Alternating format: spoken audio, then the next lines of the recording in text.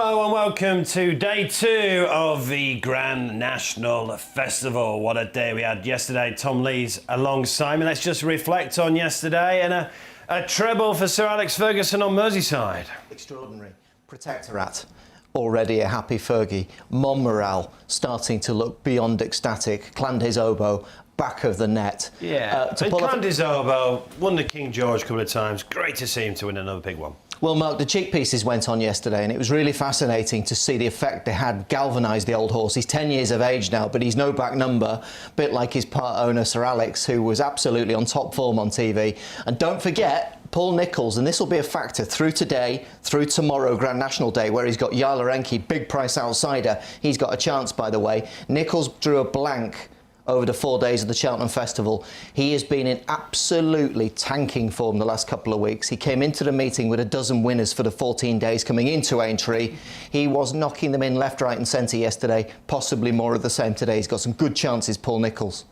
And talking about good chances, we've got an Englishman at the top of the leaderboard at the Masters, Matt. Wow, what an incredible round yesterday from Justin Rose, Olympic gold medalist, former US Open winner. He's got a habit of starting well at Augusta. Didn't go to plan for the first 7 holes, he was 2 over, but then he turned it round. Incredible 9 under for the last 11 holes. As you can see, he sits happily top of the early leaderboard after the 18 holes. 7 under par. 4 shots clear, Justin Rose. I mean, it was a spectacular recovery, as we say. His putter was hot, but it was all about his irons yesterday. His approach play was second to none. So let's hear from Simon Dyson just to explain exactly how important that approach play is at Augusta National. OK, Simon, let's talk about approach play at Augusta. We're in perfect position off the tee, and we do know that finding the right position on these greens is crucial, isn't it? Well, I think you look at everybody who's done well around at Augusta and their approach play has been in probably the top 5 in the field, because it's so important on these greens to find the correct level, the correct side. I mean, you could literally have a 6-foot putt from the wrong side, but you'd rather be 20 feet away from the correct side. So position off the tee is important, but position on the green is absolute a must. So yeah, approach play is big. There'll be certain pins around Augusta where your 25 feet is perfect. There'll be certain pins, obviously, front right on maybe 7, where you can really get at it and you can hit it 15 feet left, let it feed down. But there is certain holes, certain shots where you're really happy with 25, 30 feet. OK, well, we've had a good drive. Let's have a look at the approach put into practice. Yeah, well, so we've got a pin here, it's probably tucked on the right-hand side. At Augusta, you'd probably say, you're missing that pin right, you're going to be dead. So you'd favour 15, 20 feet left. So let's step into it.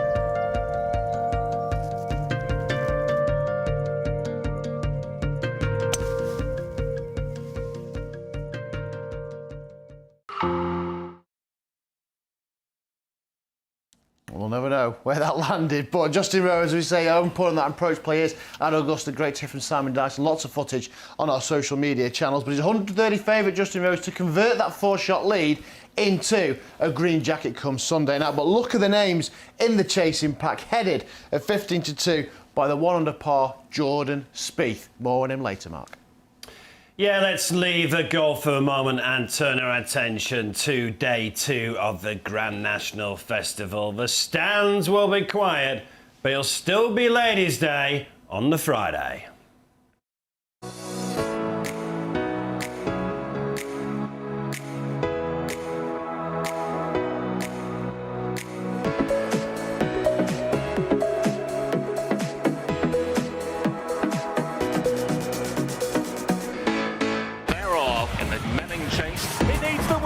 Just a couple of lengths clear, and it's got over Tom George and Paddy Brennan to win the Melling Chase. Fox Northlow careering away. Grade 1 success in the Melling. A Titanic tussle to the line. Politano Gamin at the finish. Politano. And it's Min by a minute to win the JLT Chase.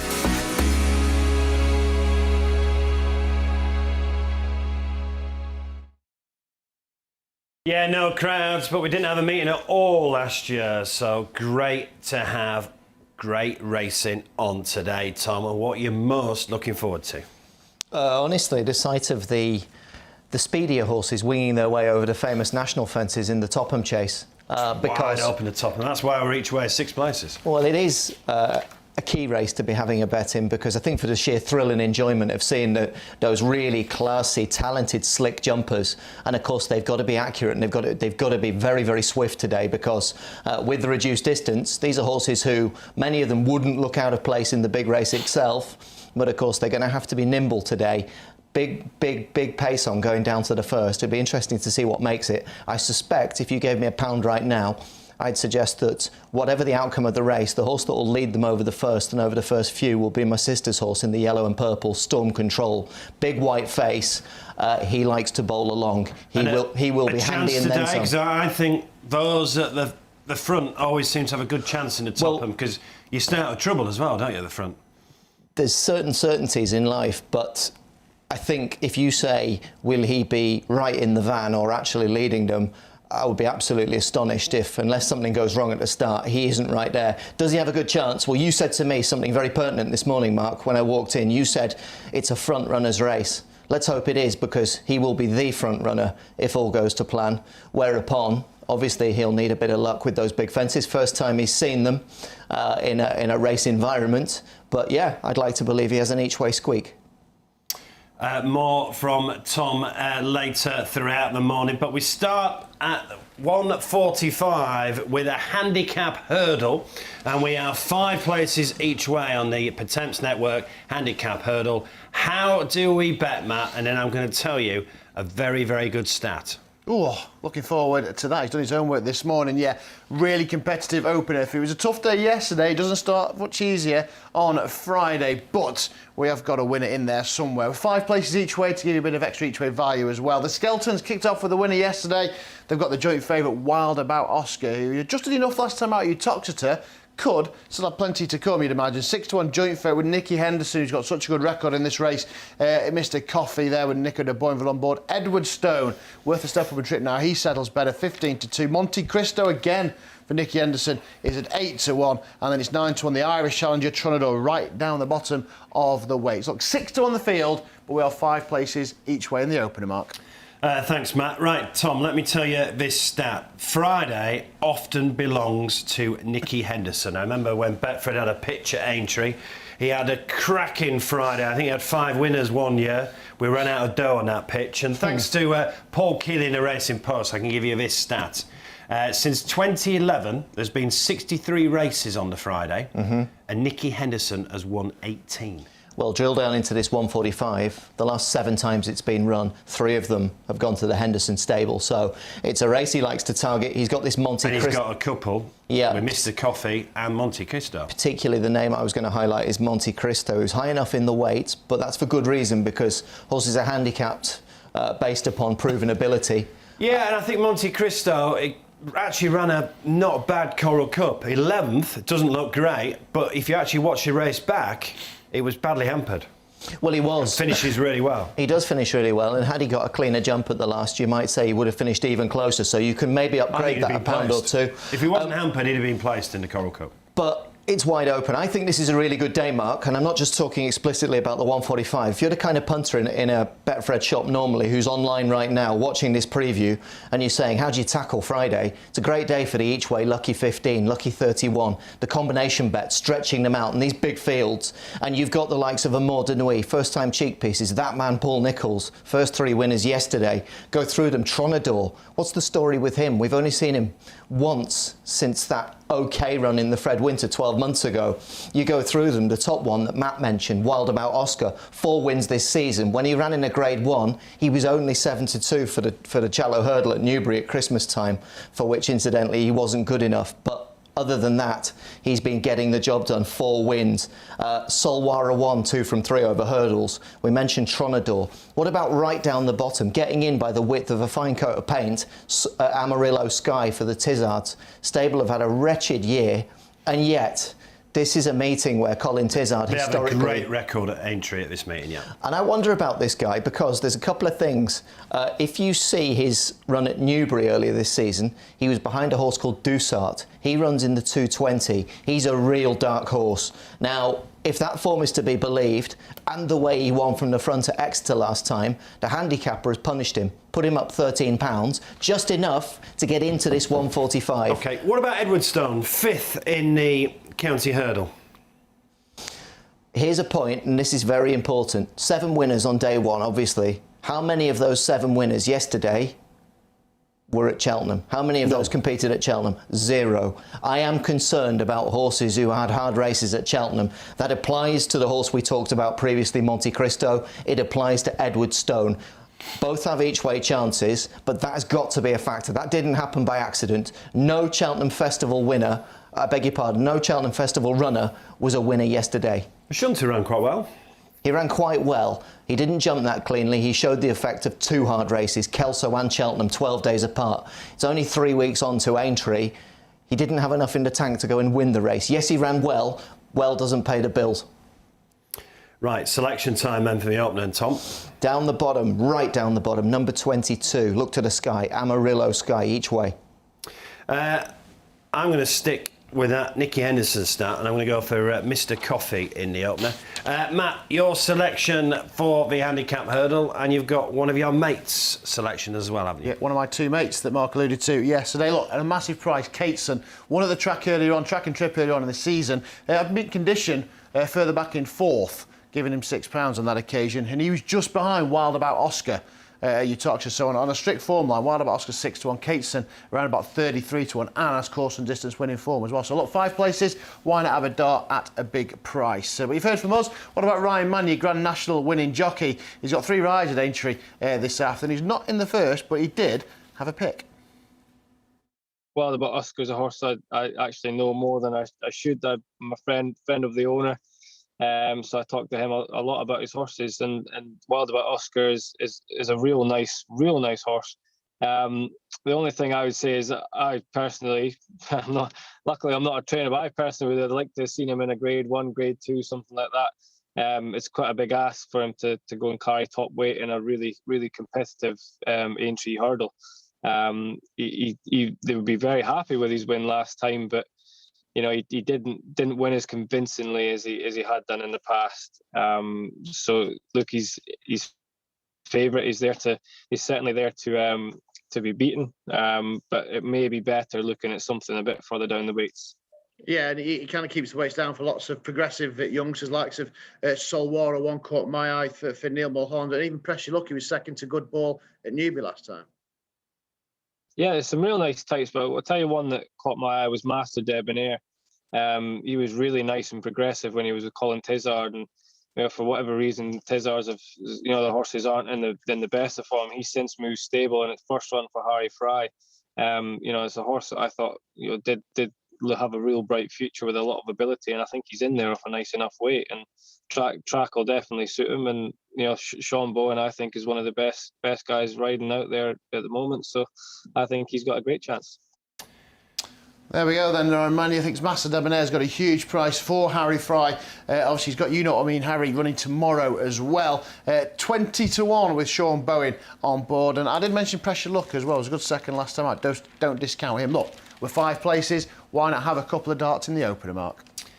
Well, we just heard from Ryan Mania. He won the Grand National in 2013. We are currently 8 places on the Grand National. If you place your bets today, and as well, you could win this. Get ahead of the field with Betfred for this year's Grand National. Place your bets early on Thursday or Friday, and Betfred will enter you into a prize draw where you could win a brand new SUV or a share of £25,000 in cash. Whether you look for the silks, numbers or names, get your head in front this Thursday or Friday by placing your Grand National bets early with Betfred. Download the app or visit betfred.com. So we are currently 8 places each way on the Grand National, which is the best you will get anywhere. But we are not 8 places tomorrow. We're just 6 places tomorrow, which is still the best you'll get anywhere as well. The difference today as well, if you do have your bet on the Grand National, you'll get entered in a draw to win that car, and it is a fancy car, and it's a share of 25 grand in cash as well. If you have your bet in today, so you can get 8 places each way, you could win a car, and you could win a share of 25 grand. Matt, how do we bet for the big one at 5:15 tomorrow? Let's have a look then. I'll just recap. As you say, massive 8 places, Mark. 8 play, not 88. That doesn't include me. 8 places. But only on the Grand if you have your National. bet today. Only up until midnight tonight. Yes. So get them on early, and as you say, you go in that draw for that car and the cash as well. But we'll hear from Ryan Manny shortly, because we talked about the Grand National. He said it's incredible. We're talking about one horse. It is Cloth Cap, your 5-1 favourite for Tom Speedman and John Joe O'Neill. A 9-1 Borough Saint, former Irish Grand National winner for Willie Mullins, who's won it before himself with Hedge Hunter as well. Of course, Manila Times. Rachel Blackmore got a winner on the board last night in the bumper at Aintree. Manila Times 10-1 in those J. McManus Silks. Same as Any Second Now and Kimberlite Candy, 10s and 11s respectively. And Secret Preve, not guaranteed a run. What's he got? 3. Just under 4 hours for a horse to come out to get the Welsh National, for 2 horses to come out, I should say, for the Welsh National winner to get a run. So looking likely that he's going to get in, but he is 12-1. Of course, you will get your money back if you back him, and he doesn't get in at the cut-off point at 1 o'clock. Discorama, plenty of money for him, 16-1 as well. Magic of Light, former runner-up in here, 20-1. No mare won it since Nickel Coin, of course, back in 61. Triumph Hurdle winner, Far Class, former Triumph Hurdle winner. Who's done that before? In those silks, Tiger Roll. There we are, Far Class been nibbled 20-1. And Potter's Corner, a good winner of the Virtual Grand National last year. Another former Welsh winner, 22-1. And my each-way pick as well, Annabelle Fly. 5th to Tiger Roll a couple of years ago. They've been placed in 2 Gold Cups. Dennis O'Regan and Tony Martin team up with that one. Taking Risks, former Scottish National winner, 25-1. And we're going to hear from Jamie Codd later on Milan Native. He's picked up the ride there as well. But you don't want to hear from me. Let's hear from a man who's been there and who's done it. You just heard from him on the opener at Aintree today. Ryan Manny won it in 2013 on Aurora's Encore. What does he fancy for the 2021 edition? Well, yeah, the national 40 runners, and all we can do is talk about one horse. I mean, it's unbelievable.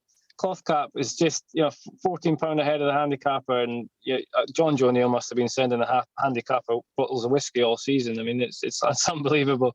But he's done everything right this year. He's looked the part, and his last run at Kelso was mightily impressive. I think all with luck and running. I mean, how do you beat him? I think all 39 horses are going to have to box him in. I think that's the way it's going to have to go. If he takes the fences and obviously stays the trip, all the statistics point to him winning that race. Could he be an odds-on shot? You're the bookies, you tell me. It could be. He's very short priced.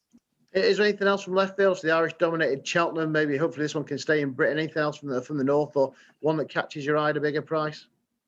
So certainly Richie McLaren's ride, Kimberlite Candy. It was aimed at the race last year, as we know, and it was obviously. It was very good last year. It's maybe not been as good this year, but they'll have him ready, have him right. And Richie McLaren, if anybody knows how to beat Cloth Cap, because he was the one that used to ride him all the time. So he's in with a nice shout. It's a shame. Doesn't look like Secret Reprieve is going to get in, which great news for Adam Wedge, because he can't ride him, but unfortunate for James Bowen, who picked up a nice spare. But he was one that I really thought if he got in off bottom weight, he had a serious chance, because he stays, and he jumped so well when he won the Welsh National. But it's a shame. I'm wasting my time speaking about him if he's not going to get in. But it was a real shame that he's not. But Potter's Corner, I thought, I feel like Christian Williams is very shrewd. Maybe hasn't been in the best of form this year, but I slightly feel like he's probably quite well handicapped on his old form, and his virtual Grand National win. And his virtual, exactly. I mean, he didn't go up for that. It's a strange thing, isn't it? And so Christian Williams knows the time of day. He'll have that horse absolutely spot on. And Jack Tudor is a brilliant young jockey. It's off no weight. I think he's got a great shout again, because we know he stays, we know he jumps, he does everything, and I would put good money on it that he'll be there battling for it at the end. Yeah, a couple to go out then, according to Ryan Manny. But as he said, Mark, it's incredible, isn't it? 40 runners in the Grand National, and yet all eyes and all the talk is about just one horse, Cloth Cap. Yeah, it certainly is. 9-2 now at Cloth Cap and 8 places each way. So just drifting slightly, Cloth Cap, which I'm surprised. I think could go off shorter tomorrow. Do think there'll be a gamble on Cloth Cap, but let's talk about the gamble in the 220. This novice hurdle, and I'll talk about Nicky Henderson on day 2 of the Grand National Festival. How good is this Dussart? To all intents and purposes, I suspect that even at 7 barrows, the base of Nicky Henderson, they don't know. Because we've only seen him once. That was at Newbury, where not only did he beat a horse called Soaring Glory of John Joe's, he beat him going away doing handstands. Soaring Glory has since gone on to win the old Tote Gold Trophy at Newbury. He's a serious horse. He was fancied for the Supreme Novice. This Dussart, are we being visually dazzled and almost taken in by a one-trick pony, or let's see it. Is this guy an It's explosive Newbury. Talent? Because you could only be thoroughly impressed Tom, by what he produced. Newbury, November. Yep. And look at this. Look at the sheer acceleration, I think, quite apart from anything else. Because given what we now know, the horse in second is bordering on a star, and yet he dismisses him like an errant schoolboy. I mean, this is really authority. And actually, he's having a bit of a look around. He displays his immaturity, his inexperience. You can see he's looking around when he's got no company.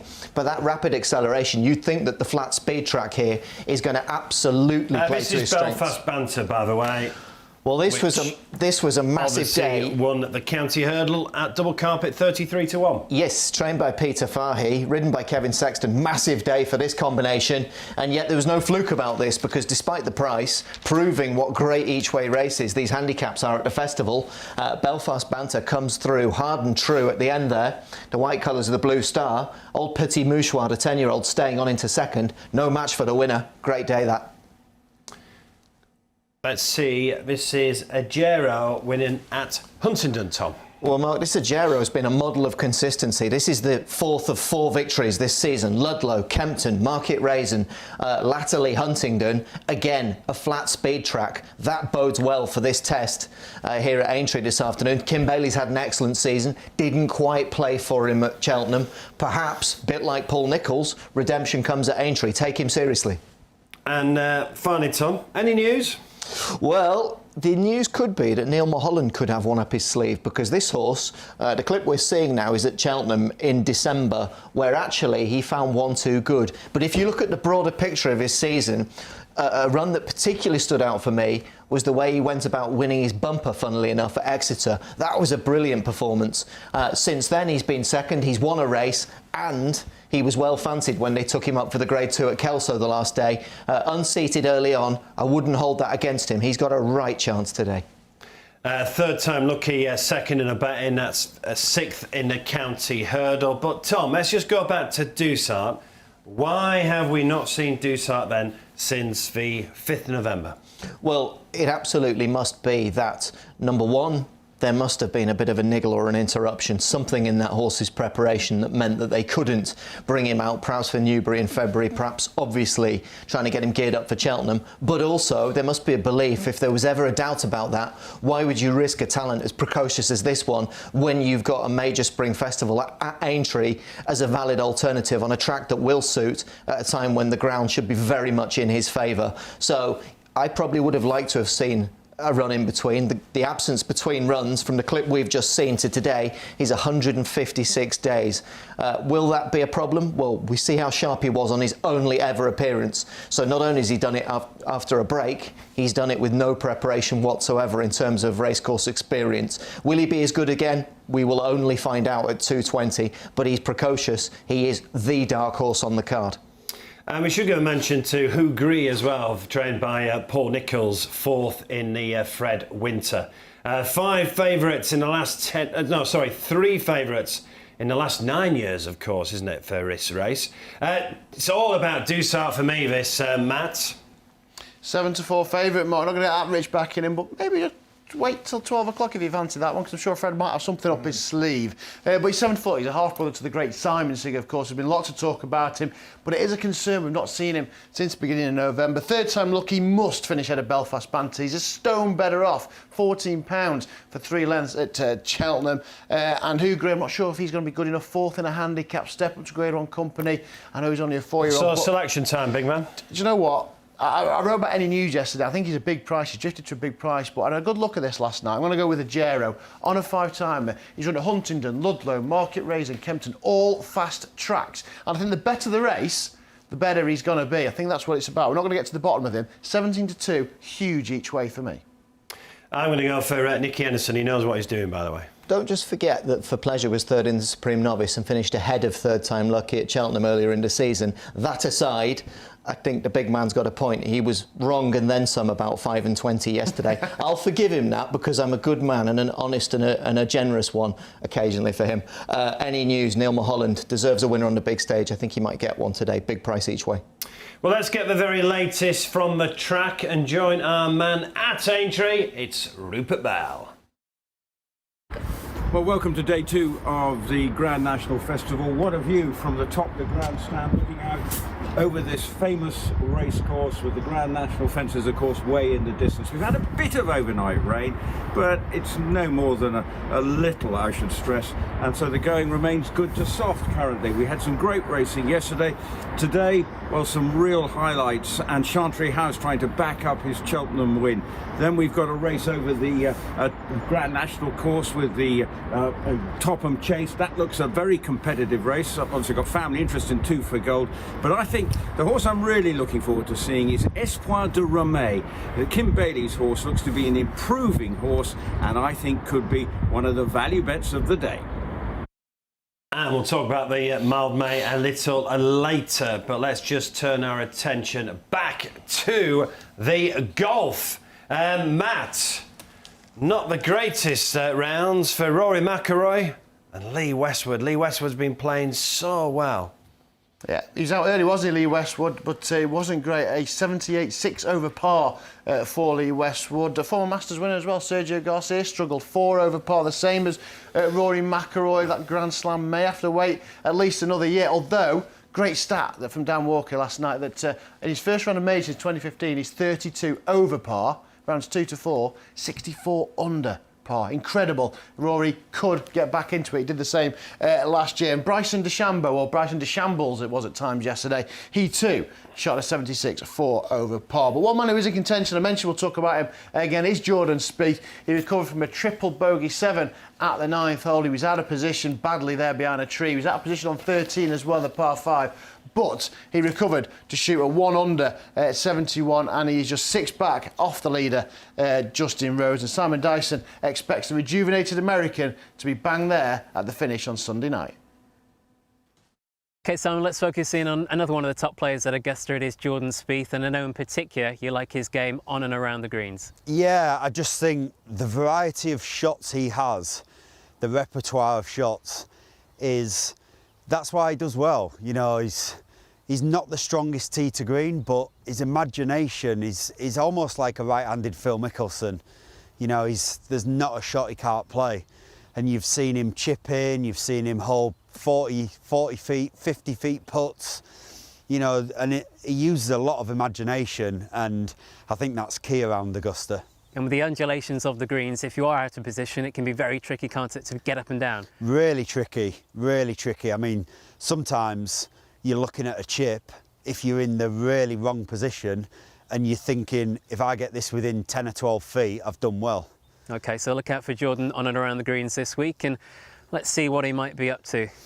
Yeah, so, I mean, the thing with Augusta is sometimes it's better to be in a bunker than it is just on the fringe, and you know, you can get a lot more height out of a bunker. Spieth, as we know, we've seen him hold bunker shots to win tournaments in playoffs. So the thing with Spieth is it wouldn't bother him whether he was on the fringe or the bunker, but his bunker play is unbelievable. Let's see how it's done.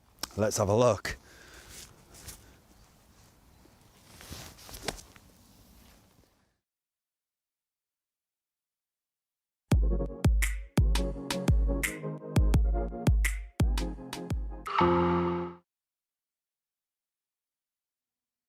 Just the 7 takes that last clip took as well, not only joking. So Jordan Spieth banging contention, 6 back from Justin Rose. Will he just creep behind the leaders and pounce late on Sunday night? He could do, and I wonder, Mark, if pouncing late is the key to the Mildmay chase this afternoon.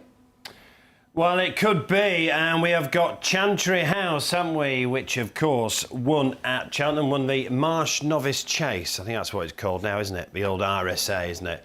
But Envoy Allen did fall in that race. But let's talk about the Mildmay, Tom.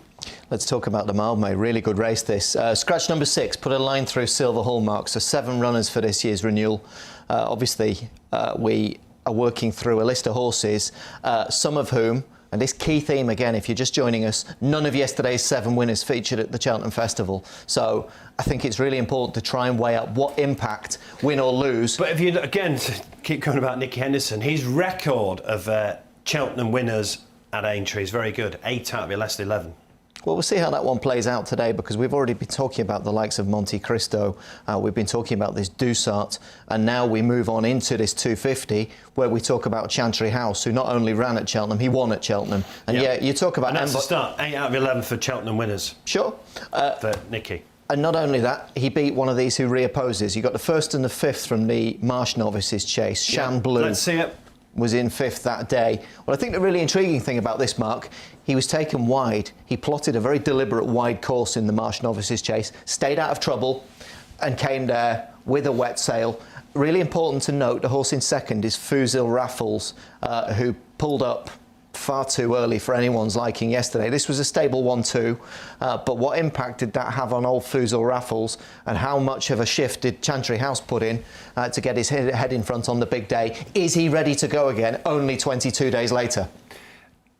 I think more of a concern for me for Chantry House is not the going straight away, is the step up in trip. But let's talk about that in a moment, because this is a horse that Rupert has mentioned, and obviously, interestingly, they've just gone for this racecourse spin at Leicester, ruined the handicap mark, so they clearly, I think, have always had the Mildmay in mind. Yeah, just to point out, that was Espoir de Rome of Kim Bailey's we just saw there, winning at Leicester on the 12th of March, absolutely swatting the rest like flies, but as he was entitled the to do. Mildmay has always been a plan for that horse. We'll come back to him.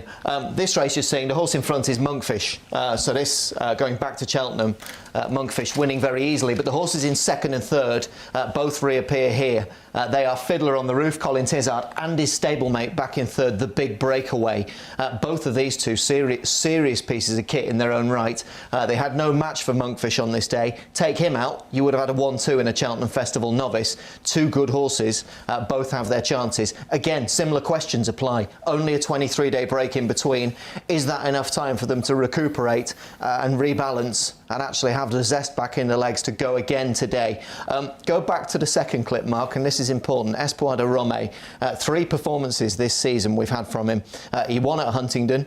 He was 2nd at Haydock to a very good animal, Royal Pagaille, who ran in the Gold Cup, had a chance, albeit needs heavy ground.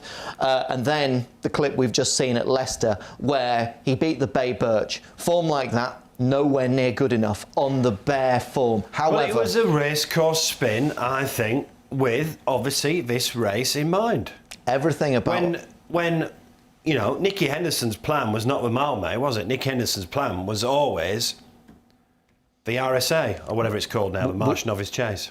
We're looking for freshness, we're looking for potential, we're looking for improvement. Don't get too carried away by what horses have done in the past.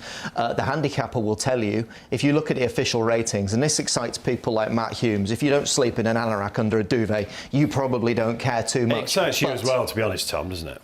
Doesn't excite me. A haircut excites me more than a rating. Chantry House 159 official rating. This is a conditions race, so they all carry the same weight. Espoir de Rome, despite the fact he's been running in dog races by comparison, is only £4 below him at level weights. That means if they both start in the same place, technically the handicapper believes Chantry House is 4 lengths, pound for a length, he's going to be 4 lengths ahead. The gap is closing and narrowing. Despite the fact Chantry House is a Cheltenham winner, actually there isn't too much between them. Unlike yesterday, where we had yawning gaps between some of the horses, say for example Mon Morel and 5 and 20, here you can believe they're going to finish very close together. And given that Chantry House had a hard race, given that Espoir de Rome's had a much more gentle season by comparison, could it be peaking at the end of the season for an informed stable? Ironically, Kim Bailey, his local track is Cheltenham. Could his big winner come at Aintree? I think it might. I think Rupert has a point. I think you're a little bit sweet on Espoir de Rome because you keep coming back to him.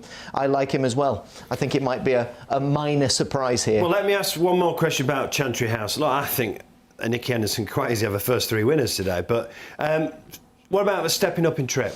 Absolutely. I mean, Luck's been going up the hill well there. Sure, absolutely no problem, and the reason being this. Conventional logic will tell you that 2.5 miles around Cheltenham on a stiff, gruelling, undulating testing track equates to 3 miles on a much easier, more gentle track. Think about waiting patiently. They always say a horse like him, who's a true 2.5 miler, the best chance he has of staying 3 miles, Kempton or Aintree. Why? Because of the far less demanding nature of the track. One compensates for the other. Testing, gruelling, tough, brutal 2.5, gentle, speedy 3. Maybe they meet in the middle. Selection time, Tom. Espoir de Rome, Kim Bailey, David Bass. I'm going to agree with you as well. Matt, how do a bet and selection time, please? 6-4 favourite Chantry House. You mentioned the trip. He was third in Supreme, don't forget. 6-4 though for Nicky Henderson. The big breakaway 6-1. Espoir de Rome, your pick 13-2. And for me, the winner here, I mentioned him, Sham Blue. I've not seen a novice jump better than he did at the beginning of the season at Wetherby. He's already a Grade 1 winner. Won the Cordo Star Novices Chase at Kempton. Cheltenham wasn't his bag, and Harry didn't give him the greatest of rides. Was too keen, too forceful early on. Once Envoy Allen had departed, I think he can bounce back. And look, as I've been talking, look, he's drifted out to 7-1. Let's hear from Ryan Manu, though. He is a Grand National winning jockey. He's got a spin here on Empire Steel. Beat Protectorat by 41 lengths at Kelso. That form was franked yesterday. Maybe not been Protectorat's true running. He had a wind up since, but the form looks good now, doesn't it? Let's hear from him. I see that. Nice little form boost. I mean, Protectorat has dropped back, and Trip maybe just didn't stay and didn't like the ground when we beat him up at Kelso. And you know, so Empire Steel, lovely horse. My only concern is the ground. We don't know is the simple answer if the ground will be a key factor. We just know that he handles heavy. So if we'd had a deluge of rain, I'd have really fancied him.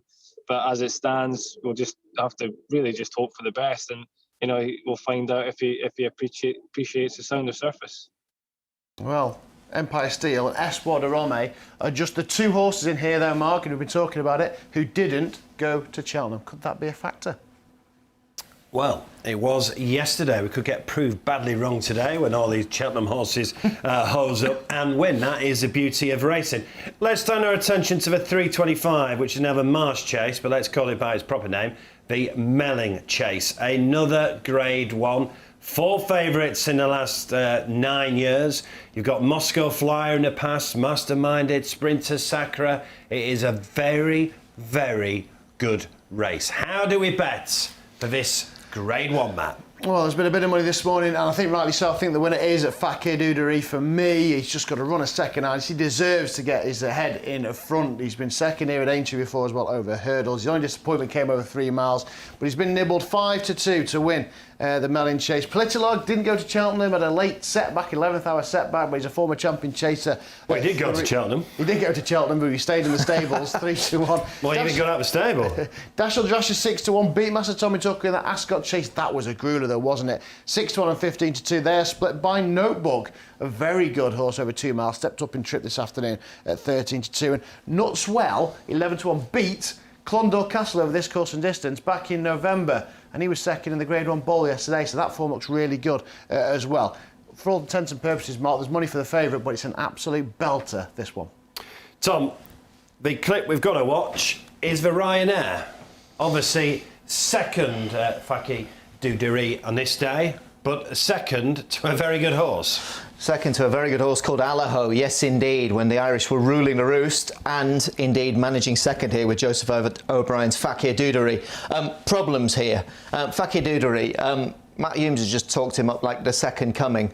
Rarely wins, desperately needs soft or heavy ground, and comes off the back of an extremely heavy race. He's lousy value. By contrast, let's have a look here now. This is old Politolog.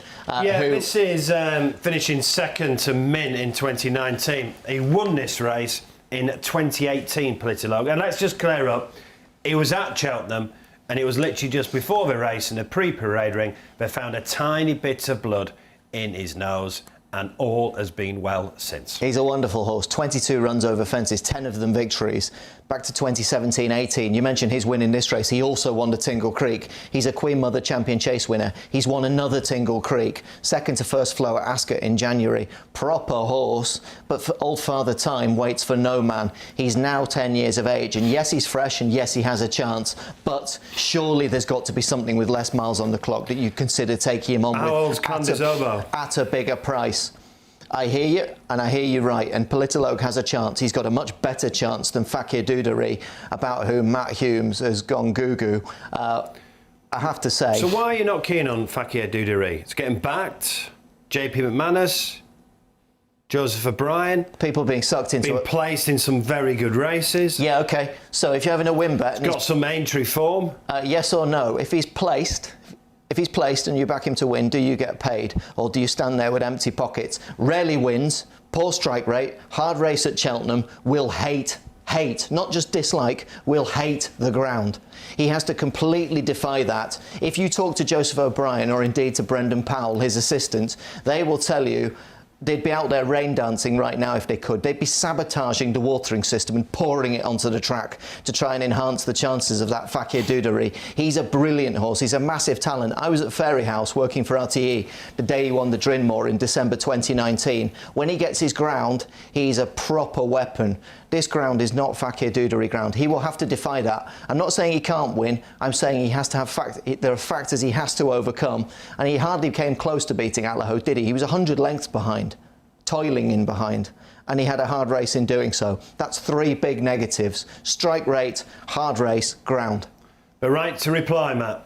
I was just going. I heard that because I heard Brendan Powell say about the ground and stuff, but I don't agree. His record with good in the going description, good. Second to Fusel Raffles in a Grade 1. Second to Allaho on good to soft ground at Cheltenham. Second to Penland Hills here at Aintree on good to soft ground. 13-length winner for Grade 2 at Cheltenham on a good to soft ground. They've watered. Jamie Codd said it was riding perfect ground, no excuses ground. I know he's got form on soft and heavy, but he's also been well beaten on that as well. I think the ground comes alike to him. I think he's absolutely fine. Talk about the ground. What about Dazzle Drasher? Won 8 of his 11, became a non-runner at Cheltenham because of the ground. And also, yeah, that would have helped him because it was an absolute grueler in that Ascot chase. We saw what happened with Surname and Nalto when they ran in grueling conditions at Ascot in this contest a few years ago. Now, I think it's a benefit that he has missed Cheltenham. The more of a concern for me about him is this not being at Ascot. We know how Ascot is horses for courses. The same as Master Tommy Tucker there, 6-1 and 15-2. A little bit concerned about Master Tommy Tucker's jumping as well. So we've got Dasher Joshua at 6-1, 15-2, Master Tommy Tucker. Wherever the one finishes, the other one should not be far behind. What about a quick word on Notebook, Tom? Is it a case of Notebook just doesn't like Cheltenham?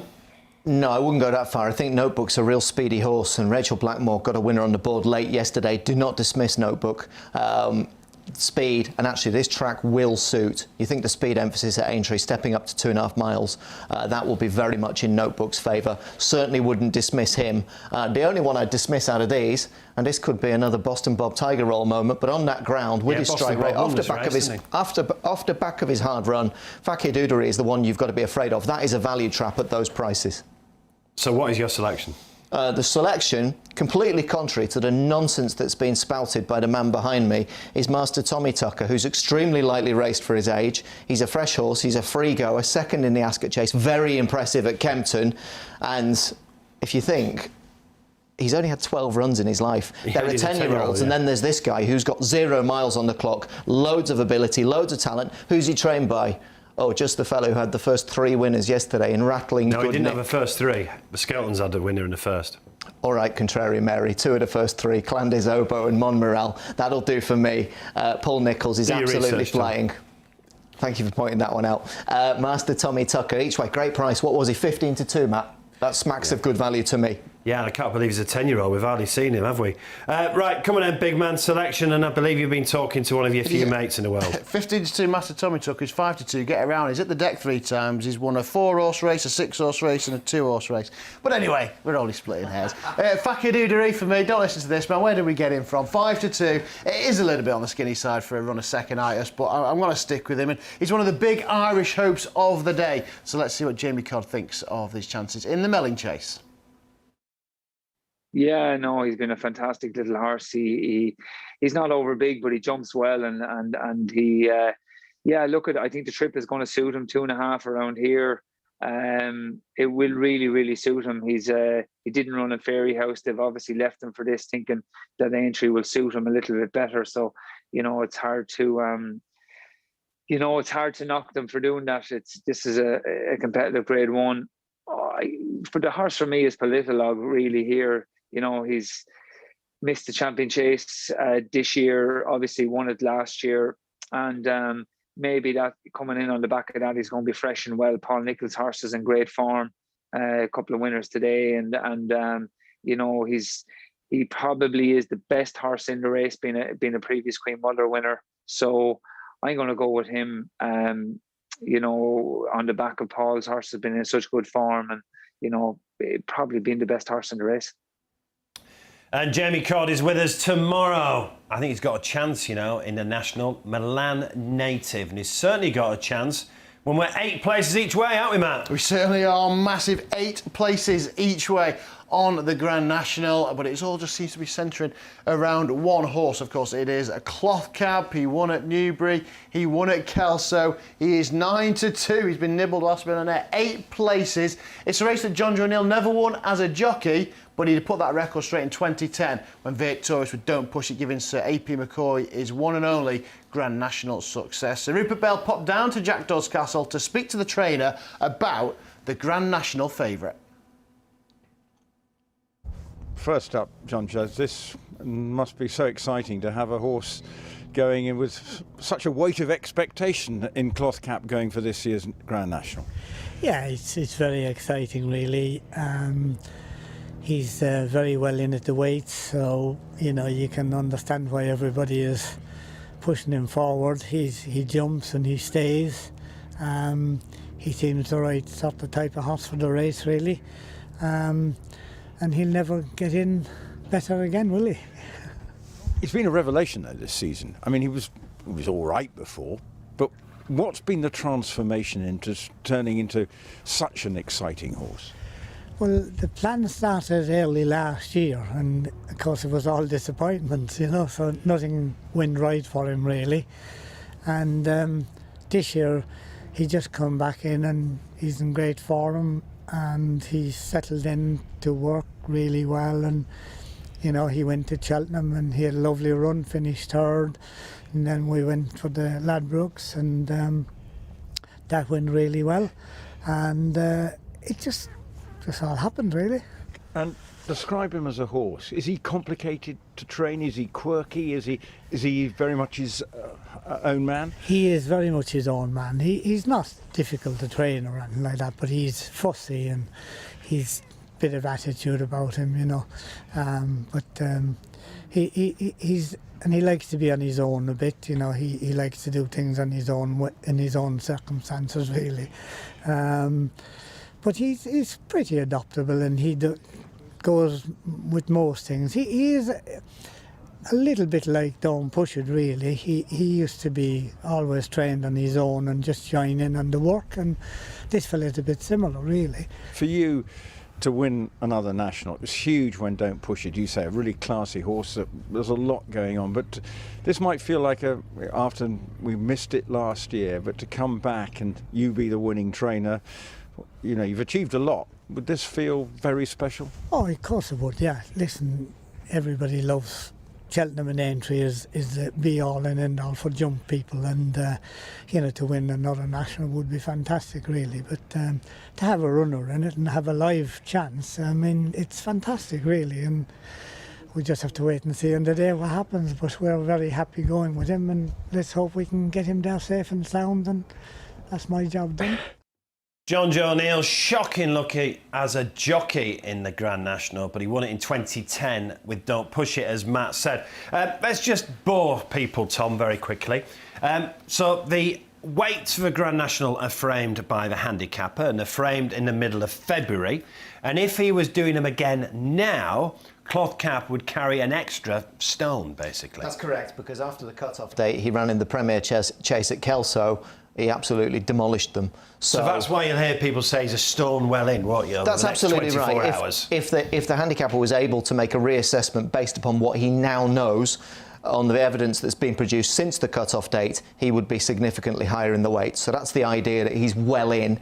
He's got the advantage of additional form, not only his Hennessy win when he beat I Right by 10 lengths, but then his 7-length victory Kelso last month. So everything bodes well there, albeit Ryan Manius said he ticks all the boxes. He's still got to prove he stays the 4 mile 2.5 furlongs. This is going into unknown territory for him. Yes, theoretically he has a significant advantage at the weights, and yes, his form coming into this is exemplary, but he's going to need luck in running. He's going to need the steel and, frankly, the stamina that goes with a horse who still needs to find the improvement for the big occasion. There aren't the crowds inside Aintree, but there are crowds of horses, 40 of them. That is the beauty of the Grand National. And right now we are 8 places each way. 8 places each way just for today. So have your bets on the Grand National today. And over the Grand National fences today, 4:05 is for Topham. We're 6 places each way on that. And Matt, it always is, but I think this Topham this year is absolutely wide open. It is. With 6 places each way, and boy, you might just need him. I think you could probably have 20 horses and still not go one place. He's wide open. I'm interested to get Tom's thoughts. He touched on Storm Control at the beginning of the show. But Irish have got a generally poor record in here, but they did win it last time. And Willie Mullins did with Cadmium, a progressive 7-year-old. He's got the 11-year-old Live, Love, Laugh. He thought Fakiduda, he had a poor strike rate.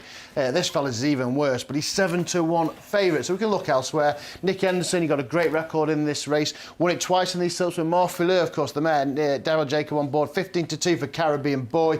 Vizio Man, that lady Rachel Blackmore for that man. Henry de Bromhead at 10-1. Senior Citizen ran well on decent ground at Newbury last time out. He might have been tailor-made for this, 12-1, alongside Precious Cargo.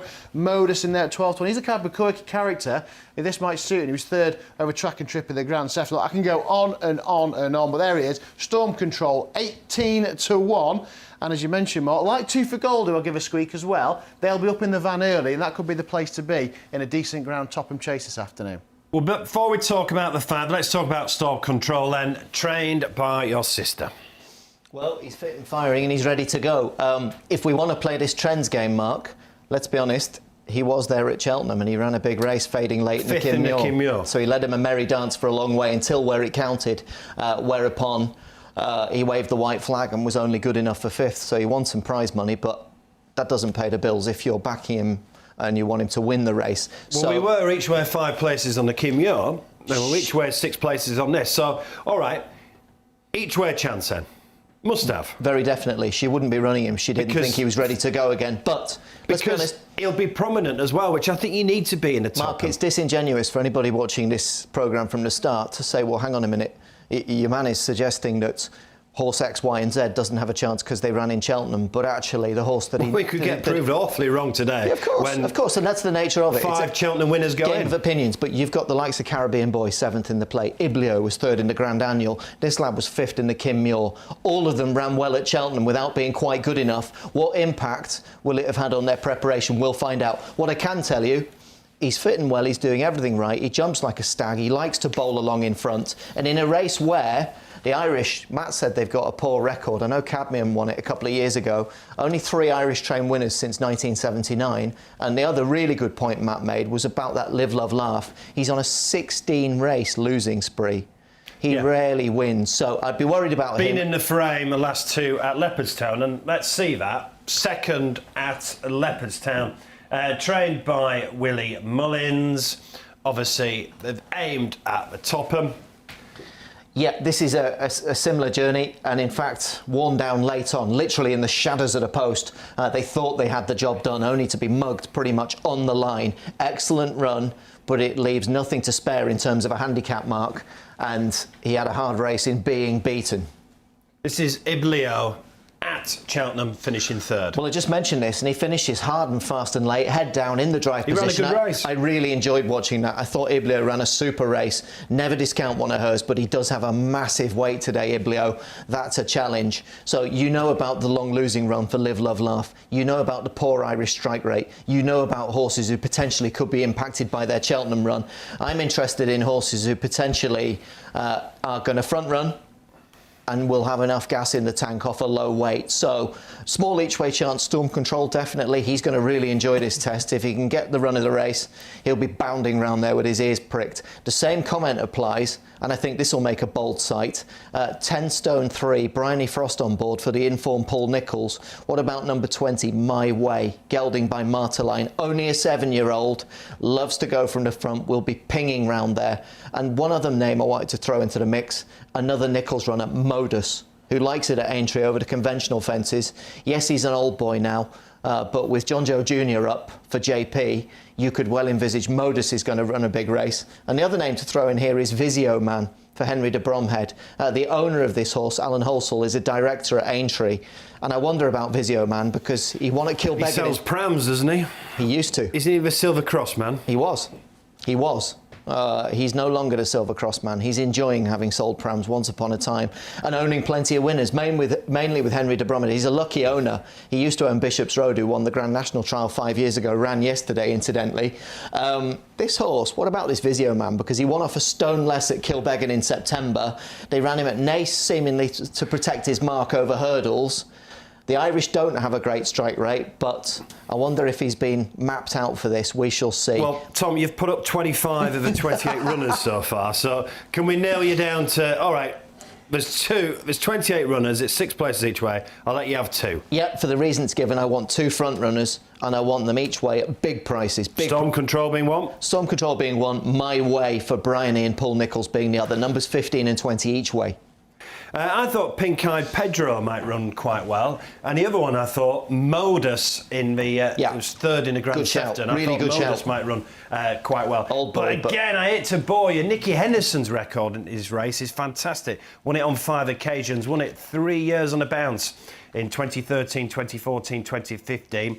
He's got Caribbean Boy, he's got Morning Vicar, and he's got another one which has escaped my memory, Matt. He has, he's got 3 in there as well. Precious Cargo, who was second to Master Thomas in a match. Nicky Henderson is going for it in the Topham today. Naturally, yeah, but say 6 places, 28 runners. Look, I'm going to give you 2. I'm going to try and smash one of them at the park as well. 2 for Gold is one. I think the race will be set up for him. He likes to go from the front. He was just good jumper. 10 lengths behind Cloth Cap at Kelso, so he could advertise the form. And then it could take a while to go through because on a massive, massive price for Mick Shannon, of course, Glenn Forcer. What price? He ran about 50 to 1. Here he is, look at this, 50 to 1. He just fell off the back of the telly in that Grand Annual we were watching over there. He was up there for most of the way. He's been dropped £4. He's had a second start since a wind operation, a former Grade 1 winner. He's got lots in his favour, 50 to 1. But another one in the mix, let's hear it from Ravenhill Road jockey Ryan Manny. Rode him last time out and he took connections as soon as he got off. Let's go for the Topham Chase. We won last time out at Doncaster. First thing I said when I came in is the Topham. Let's go for the Topham. So this is completely my idea. If it goes wrong, it's my fault. I think if he jumps the fences, he takes the fences, he's got a huge shout. He's a horse with a lot of ability. Had his little issues over the years, but he was first run after a wind up at Doncaster the last day. So hopefully he's improving. And yeah, as I say, he's schooled well at home, and hopefully he takes to the fences. But you know, it's one of these races that, again, I said to you yesterday about taking a dart and throwing it at the dartboard. It's hard. You can make a case for quite a lot of them, and some that maybe aren't in the best of form. But these fences have a way of changing horses and lighting them up, and that really quite good fun for a lot of these horses. But one a bigger price, just to mix things up, I thought was Storm Control for Kerry Lee. A horse that I've always watched for some reason. It's always taken my eye, and always thought I wanted to ride him. He's a real positive ride, jumps well, travels well, and he ran really well at Cheltenham last day, I thought. So he could be one at quite a big price that could, if he takes well to the fences, he could be there at the end. We're here from Ryan Manya today and tomorrow. We're back at midday, by the way, with Fred with his pushes, and then tomorrow morning he's here at 9:30, and then we're back on at midday. So all the best build-up to the coverage on ITV and Racing UK. Join us first before you watch your coverage from entry. Right, we've done it again. We've run out of time. We've got about 30 seconds to do 2 races. Apologies. How do we bet for the 440 for Sefton Novices Hurdle? Right, last 3 winners of this race have run at the festival. Brave Man's Game may have bumped into a couple in the Ballymore. He's 13-8 favourite for Paul Nicholls. Cape Gentleman. I don't know what they're trying to do with him. He's an interesting runner, 5-1. Big gamble on Galley Hill. He mentioned Nicky Henderson today. 3 wins in the last 6 years. He's got Galley Hill and Bothwell Bridge in here. 11-2 for that one. And Streets of Doyen, who was running the Albert Ball at 17-2. We're 4 places each way on that one, Mark. And in the lucky last as well, we are 5 places on this one for the conditional jockeys and the amateur jockeys. Let's have a quick squiz at the betting for the lucky last, and it's a tricky getting out of jail stakes, that is for sure. But this is the nap of the day for me. Coppolas for Ollie Murphy. Won at Taunton last time out pretty comfortably, I thought. The second one yesterday at Taunton. He's gone up £6, but this very useful jockey takes off 7. 9-2. That is the bet of the day for me. But Donald McCain's got a couple in here. He's booked Derek O'Connor, who's rising 40 for 1, and Jordan Gainford, the up-and-coming jockey, only 20, on the other. 2 jockeys from different ends of the spectrum, worth keeping an eye on. Tom, selection for the 440? Is Cape Gentleman for Emmett Mullins, who employed Jordan Gainford to win on the shunter, who is booked by Donald McCain to ride Blakeney Point, my selection in the 5:15, both each way. Right, and your best bet today? Agent Valdez, 4:55 Sedgefield. Best bet at Aintree? Master Tommy Tucker, for all the reasons Matt Humes didn't give. By the way, I thought this time next year is a really interesting one in the last. Not seen it for a while. Could be a bit of value. What is your best bet today then, Matt? Fingers crossed this time next year will be millionaires. I just mentioned it, Coppolas in the lucky last. I know he's favourite in a big field, but I think he's absolutely chucked in still, well ahead of the handicapper. Right, Tom, best of luck with Storm Control in the Topham. Thanks for your company the last couple of days as well. We'll see you very soon. Absolute pleasure. Let's enjoy it. Because of good news, our shops are opening in England and Wales from Monday, which is cracking news. Don't forget, we are 8 places each way on the Grand National today. That's only for today. Today only, we're 8 places each way on the Grand National. And we'll have some pushes at midday with Fred. So come and join us then. Please keep it fun. Gamble responsibly. See you at midday.